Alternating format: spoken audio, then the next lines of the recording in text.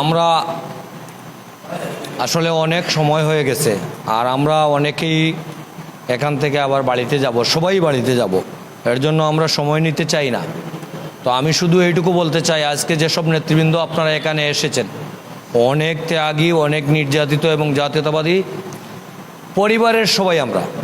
এই জাতীয়তাবাদী পরিবারের সকল মিলে আমরা একটি সুন্দর বাংলাদেশ গড়তে চাই, সাম্যের বাংলাদেশ গড়তে চাই।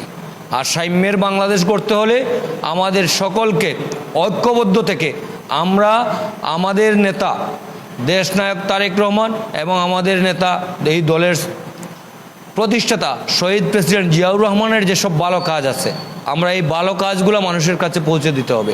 আমাদের নেত্রী দেশনেত্রী বেগম খালেদা জিয়ার যেসব উন্নয়ন কর্মকাণ্ড আছে সেগুলো আমরা তুলে ধরতে হবে। আমরা বিশেষ করে আমরা সিলেট 4 আসনের যেসব নেতৃবৃন্দ আছেন, আপনারা দিলদার হোসেন সেলিম ভাইয়ের অনেক দৃশ্যমান কাজ আছে, সেই কাজগুলা মানুষের কাছে তুলে ধরতে হবে।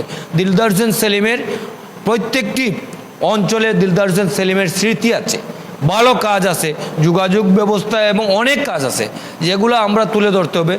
আগামী নির্বাচনে দল যাকে সমর্থন করবে, দল যাকে টিকিট দেবে, আমরা জাতীয়তাবাদী তাঁতি দল সিলেট জেলা এবং গোয়াইনঘাটের যেসব নেতৃবৃন্দ আপনারা তাঁতি দলের সাথে সম্পৃক্ত থাকবেন, আপনারা তার পক্ষে কাজ করতে হবে। প্রিয় ভাইরা আমার, বক্তব্য আর দীর্ঘায়িত করব না। আমরা চাই একটি সুন্দর এবং সুশৃঙ্খল কমিটি কর্মী বাহিনী আমরা গঠন করব। আমরা সবাই তো একসাথে আমরা আহ্বায়ক হতে পারবো না, সবাই একসাথে সদস্য সচিব হতে পারবো না, যুগ্ম আহ্বায়ক হতে পারবো না, কিন্তু আমরা সবাই একজন শহীদ প্রেসিডেন্ট জিয়াউর রহমানের উত্তরসূরি হিসাবে আহ্বায়কের সবাই যদি আহ্বায়কের দায়িত্ব নেই, তাহলে জাতীয়তাবাদী তাঁতি দল গোয়াইনঘাট যে কর্মী সভা হবে সেটা অন্যান্য সংগঠনের অতীতের সকল রেকর্ড ভঙ্গ করবে, সেই প্রত্যাশা রাখছি। প্রিয় নেতৃবৃন্দ, আপনারা এখানে 13টি ইউনিয়নের নেতৃবৃন্দ আপনারা এখানে এসেছেন। আমরা 13টি ইউনিয়নের যদি 13টি মিছিল আমরা সেদিন পাই, তাহলে আমরা বিশ্বাস করব যে আজকে এখানে যে আমরা আপনাদের সাথে পরামর্শ সভায় মিলিত হয়েছি, আমাদের সেই পরামর্শ সভা সফল হবে।